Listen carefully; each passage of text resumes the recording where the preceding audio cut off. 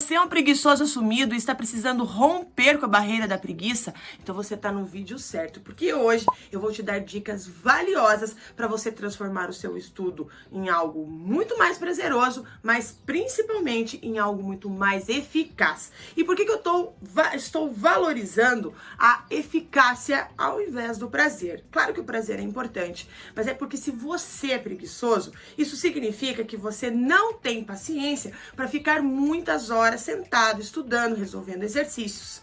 Mas você provavelmente já deve ter ouvido algumas pessoas falarem assim ao seu redor: ah, porque eu tô estudando 10 horas por dia. Ah, eu tô estudando 12 horas por dia. E aí você faz aquela autoanálise, né? Você fala assim: caraca, eu não estudo esse tempo. No máximo, mas quando eu tô muito empenhado, eu estudo 2 horas, 3 horas por dia no máximo. Bom, se você tá estudando 2 ou 3 horas por dia e o seu coleguinha tá estudando 12, tem alguma coisa errada nessa matemática, não é? Então, se você quer competir com esse indivíduo que fica muito mais tempo estudando, você precisa transformar o seu estudo em algo eficaz. Entendeu por que a eficiência aqui é mais importante? Então, por isso, a primeira coisa que você tem que fazer é ser realista. Como assim, Carla? Bom, realista porque você já sabe que você não tem a paciência de ficar 10, 12 horas estudando. Então você tem que estabelecer uma meta conforme você fala: não, peraí, isso aqui eu consigo fazer. Eu sei que vai demandar esforço de forma igual, né? Afinal de contas, o que é gostoso fazer? Comer tortinha de limão. Estudar requer, ali você precisa tirar um monte de coisa que você gosta de fazer para você sentar e estudar. Então estudar, efetivamente, não é assim tão gostoso. Algumas pessoas gostam, mas muita gente fala assim: não, eu não gosto de estudar. Sim, porque tortinha de limão é muito mais gostoso, não é? Bom, mas então seja realista. Outra coisa que eu acho muito engraçado, porque eu trabalho há muitos anos com o ensino pré-vestibular, enfim, e eu acho muito interessante porque todas as escolas presenciais entregam uma agenda para o aluno com um calendário. E nesse calendário eles fazem uma sugestão de estudo, de roteiros de estudo. Então, das 13 às 14 você vai estudar matemática e resolução de exercícios. Aí, das 16 a não sei o quê, e faz um cronograma. Gente, vamos combinar? Ninguém segue aquilo. Eu não conheço ninguém que segue aquilo. Por quê? Porque você tem que andar, né, num ritmo de estudo que é seu. Então, por exemplo, talvez eu, Carla, segunda-feira, eu sou muito produtiva na segunda-feira. É um dia que eu tenho aquela coisa assim: não, gente, a semana começou e tal. Então, o que que eu faço? Normalmente, eu deixo as coisas mais difíceis para fazer para segunda-feira, porque eu sei que nesse dia eu tenho pique.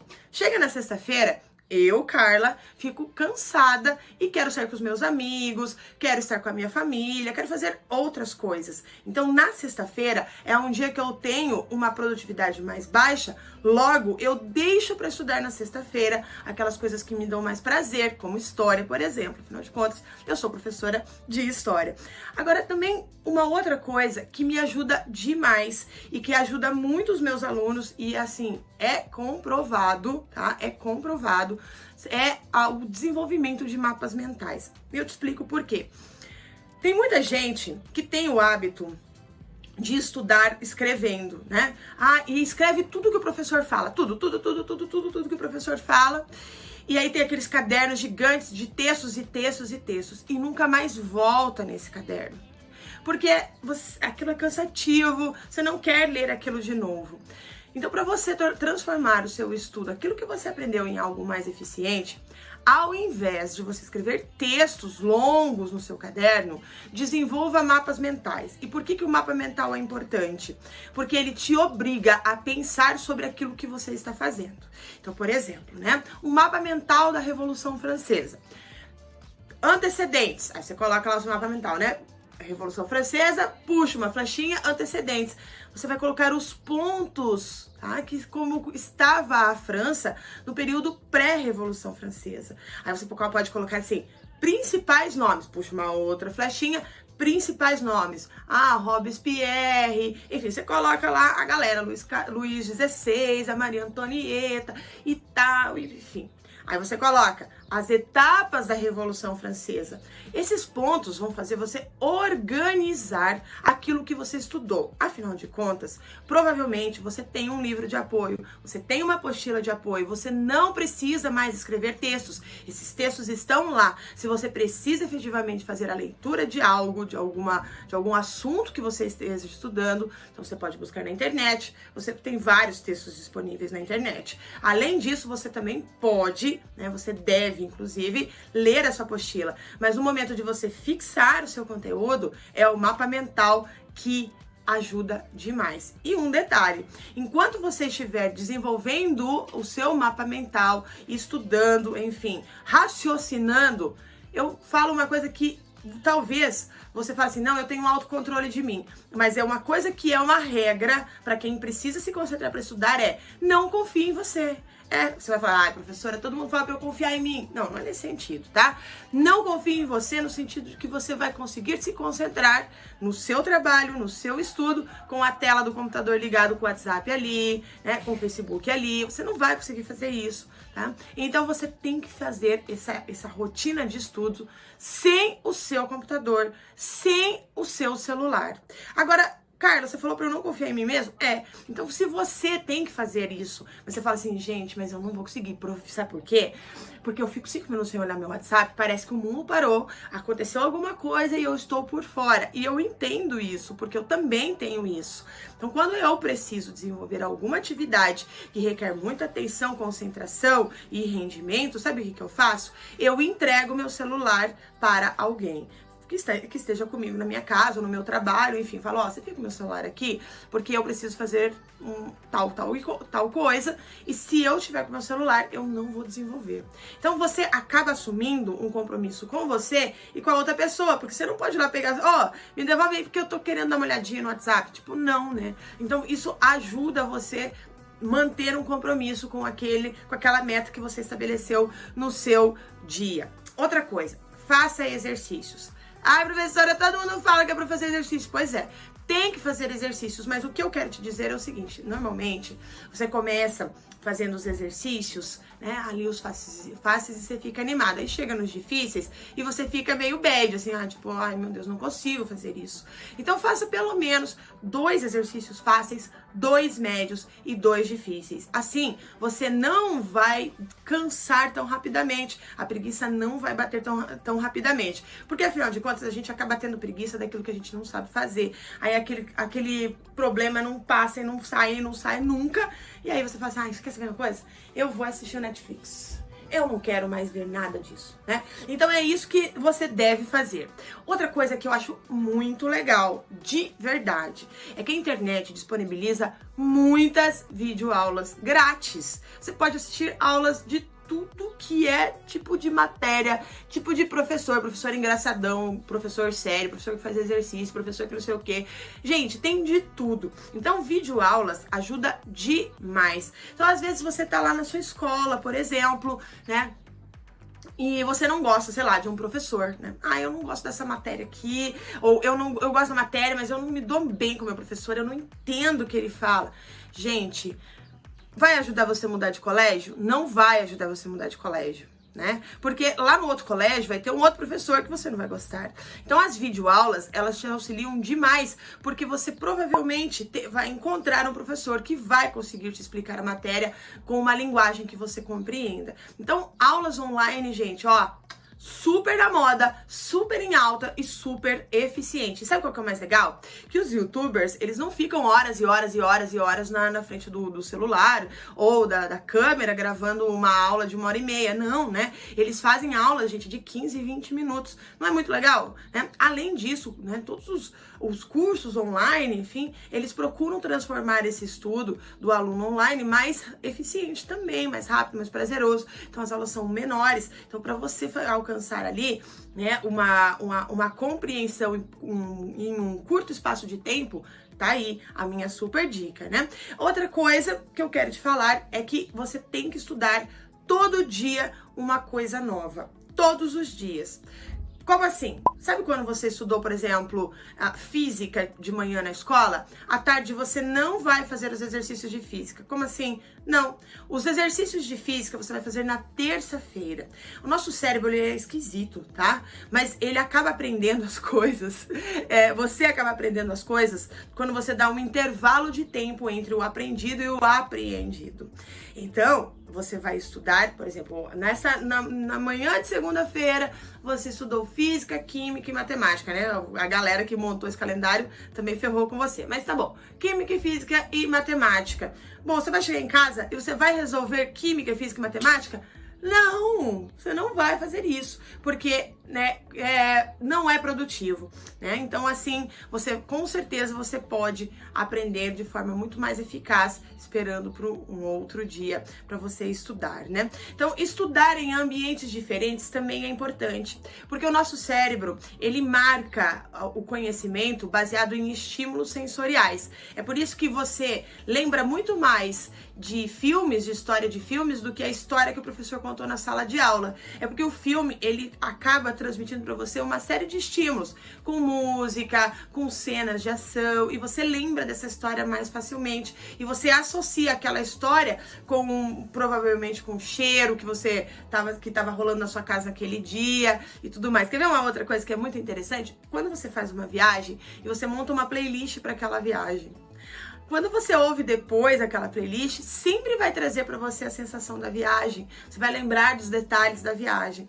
Então, por que isso? Porque você associa a música ao que você viu na sua viagem. Então, quando você estuda em ambientes diferentes, isso acaba também fazendo com que você associe algumas circunstâncias externas com aquilo que está acontecendo aqui na sua cabecinha, né? Quando você está aprendendo.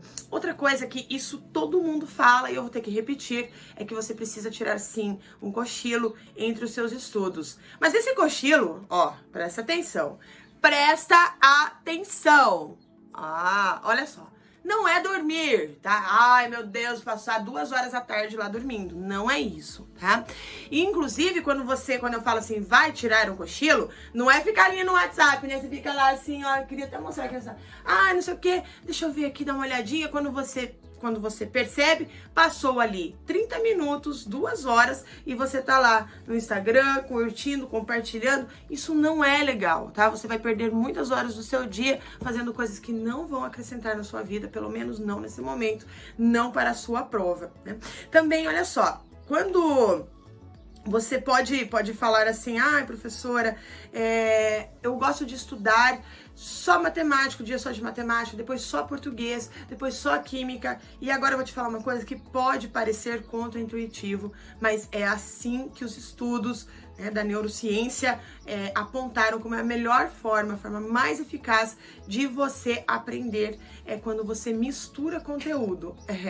Misturar conteúdo ajuda a transformar o seu estudo em algo mais eficiente, porque o nosso cérebro, ele acaba, sendo estimulado mesmo a funcionar quando vem uma coisa diferente para ele aprender. Então, se você fica somente num conteúdo, você acaba deixando o seu cérebro ali, numa situação de preguiça, numa situação de querer sair daquilo, né? Tipo assim, boring, tipo, que chato, pelo amor de Deus, ela não vai sair daqui, eu não aguento mais olhar pra essa folha, né? Então, quando você mistura conteúdos, é como se você desse largada numa outra coisa, numa outra atividade. Apesar de você estar estudando, e você continua estudando, quando você mistura os conteúdos, você estuda ali química, né? Daí depois você para a química, faz um exercício de português, depois você volta, estuda um pouco de uma outra matéria e faz o exercício de química um tempo depois.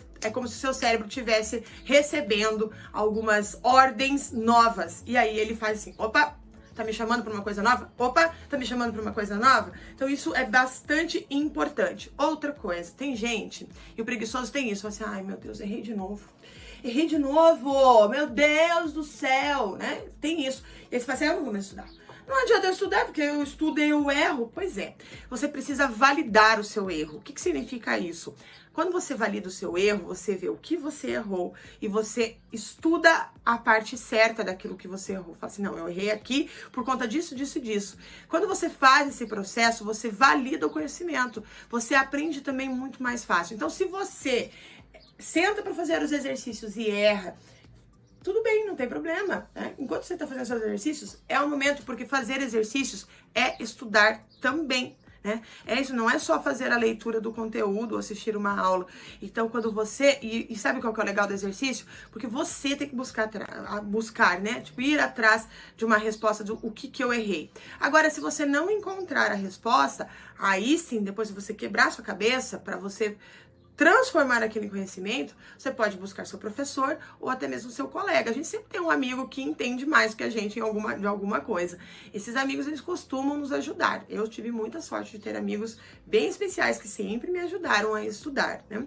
Também, e essa agora, para finalizar, o que eu tô querendo dizer para você é o seguinte: pense nos benefícios. Sabe que eu acordo todo dia 6 da manhã e vou dormir uma da manhã, meia-noite, 1 hora da manhã. Então eu durmo muito pouco. Então todos os dias, quando eu levanto assim da cama, quando toco o despertador, eu falo assim, ai meu Deus do céu, eu vou dormir mais 15 minutos. Aí eu não preciso, daí eu começo né, a pular as etapas, né? Eu falo assim, não, eu vou dormir mais um pouco, daí eu não tomo café. Eu vou dormir mais um pouco, mas daí eu não faço maquiagem. Eu começo a fazer essas coisas. Mas eu via que isso não me deixa legal, eu fico mal depois, porque daí eu vou querer comer, eu vou querer fazer uma maquiagem e eu vou me atrasar e vai dar, o dia todo vai ficar pipocado. Então o que eu faço, tá? Eu penso nos benefícios, eu falo assim, peraí, eu adoro viajar, mas para viajar eu necessariamente preciso estudar e trabalhar. Então quando eu estou com preguiça, eu penso nos meus benefícios. Então você vai fazer a mesma coisa. Quando bater aquela preguiça, você pensa assim, não, peraí, mas eu tô estudando para quê? Né? Ah, porque eu quero ter meu carrão, ah, porque eu quero viajar, ah, porque eu quero comprar os meus livros, as minhas roupas, o meu skate. Eu não sei o que você quer comprar, né? O que você quer ter, mas pense nos benefícios. E é isso, tá? Pensa sempre nos benefícios e siga tudo que eu falei, das videoaulas, da resolução de exercícios, de guardar o seu celular, de ter um compromisso com você, mas também deixar uma outra pessoa saber desse compromisso para que ela também te ajude nessa jornada que estudar para preguiçoso eu sei que é punk. Tá bom, gente? Um grande beijo e aí me conta, gente, como que é que você ficou depois dessas dicas e se melhorou a sua preguiça.